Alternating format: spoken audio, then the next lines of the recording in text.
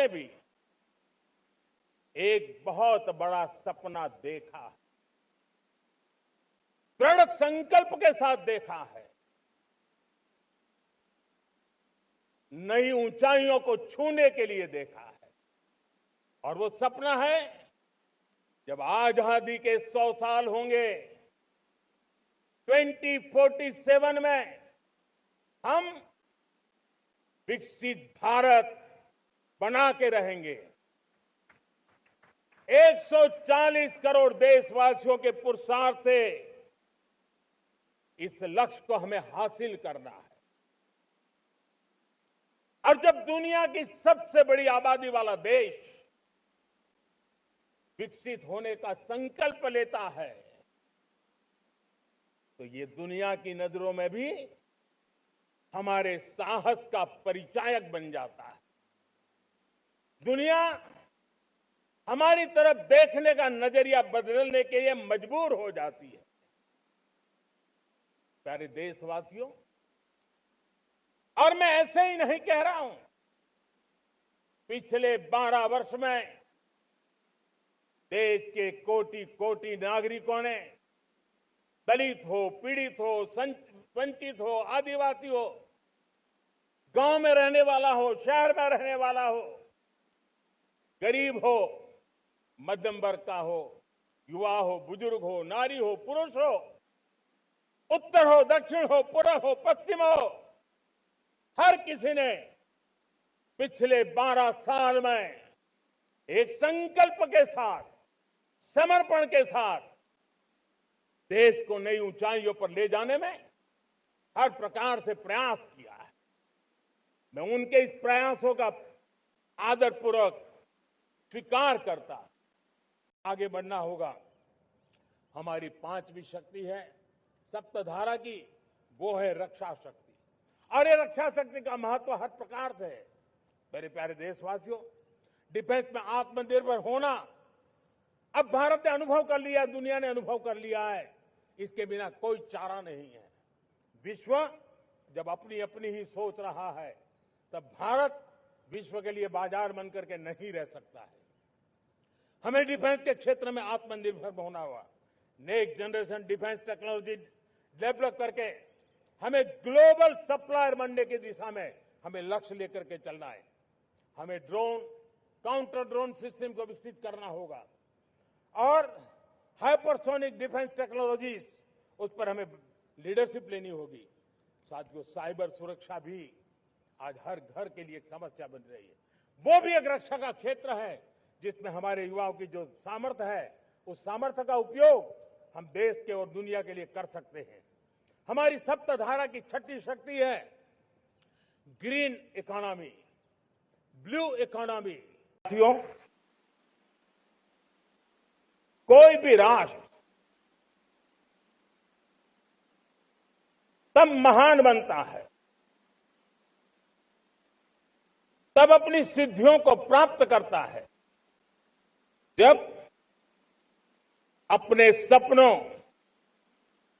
अपने संकल्पों और अपने सामर्थ्य के दम पर आगे बढ़ता है। मेरे देशवासियों, अब छोटे सपनों से चलने वाला नहीं। हमें बड़े सपने, क्योंकि बड़े सपने हमारी सोच को भी विस्तार देते हैं, हमारी सोच की क्षितिज को विस्तृत करते हैं। हमारे संकल्प दृढ़ होने चाहिए। जब संकल्प दृढ़ होता है तो कठिनाइयों से, आपदाओं के बीच से रास्ते निकालने का सामर्थ्य अपने आप उभर करके आता है।